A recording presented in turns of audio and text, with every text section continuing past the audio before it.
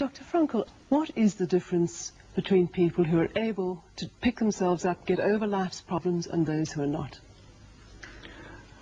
The decisive factor is decision, the freedom of choice, the freedom to come up with a decision. It should be, I would like to become this way or another, in spite of conditions that should only seem to fully determine my behavior. I wish to act freely as a responsible being, which is a human being. I wish to act in accord with heredity and environment, owing what I become to them, but also, if need be, in spite of the worst conditions. This is exactly what you could watch and witness under severe, extreme conditions of stress or of tragic conditions. Just think of people living for several years under the worst conditions of prisoner of war camp. There's a whole body of psychiatric literature about that, or for that matter, in concentration camps. And this is what should be acknowledged. People are free, and if you watch or study the lives of such people in just a detached, down-to-earth, empirical, strictly empirical, scientific way and fashion, in another way than you presented it and you commented it, in another way, then people get the picture, the impression of a human being as something, not someone, something that is fully determined, whereas they don't recognize and acknowledge the freedom and the responsibility for themselves, the responsibility for making something or someone out of himself. So your basic philosophy is that life has meaning under all conditions, but how easy is it when there's a sense of hopelessness, a sense of despair, to recognize this meaning? Let me confront you with a somewhat strange definition of despair. As I'm used to proclaiming is that despair can be explained in terms of a mathematical equation. D, capital D, equals S minus M. What does it mean? Despair is suffering without meaning.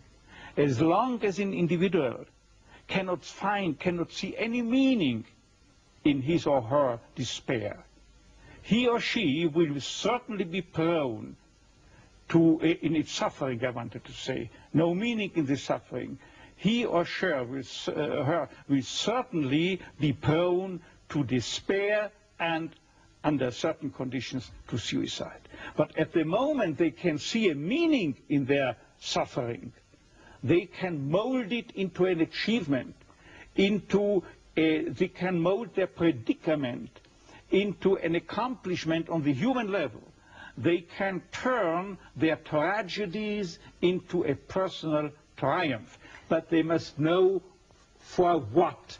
What should I do with it? But if people, like so many segments of present-day society and population, cannot find any meaning whatsoever in their lives, cannot see anything meaningful, they more often than not have something to live by, or say at least enough to live by. They cannot see anything to live for.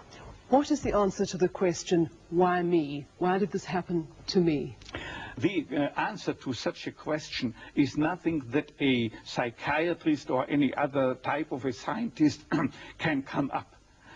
But I would not share the opinion of, say, Jean-Paul Sartre, who said we have to accept and to shoulder courageously, heroically, the absolute meaninglessness of our lives. But what I think is rather that what we have to accept is the incapacity of our humanness, the incapacity to recognize the ultimate meaning in intellectual or merely rational terms. This is the only thing we have to accept.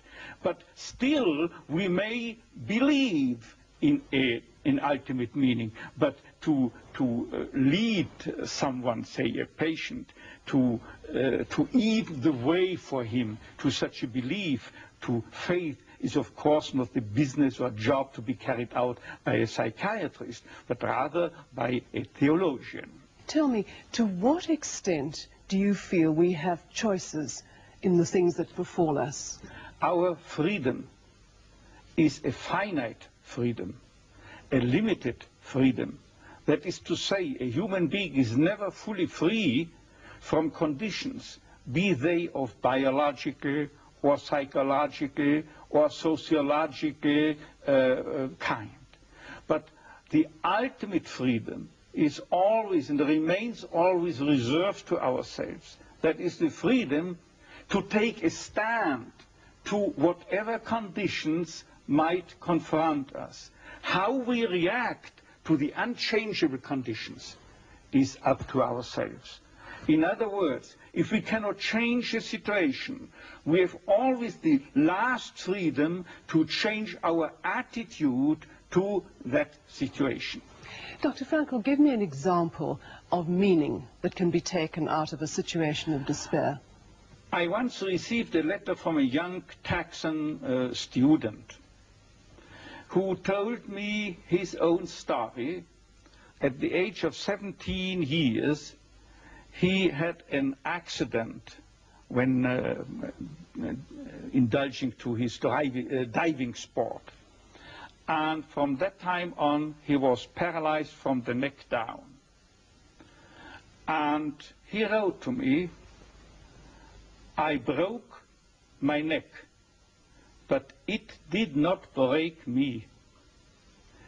I am at present helpless, and this handicap will remain with myself apparently forever. But I have not given up my studies. I want, because of my own helplessness, to help other people. I want to become a psychologist, to help others. And I'm sure," he wrote to me, "that my suffering will add an essential contribution to my ability to understand others and to help other people." This man, three years later, was invited by me to deliver a lecture, to read a paper at the 3rd World Congress of Logotherapy taking place at the University of Regensburg in West Germany. He was brought in and with his wheelchair by a plane from Texas to West Germany and delivered a lecture under the title, "The Defiant Power of the Human Spirit." The last sentence read, "I know that this is true because that man was me."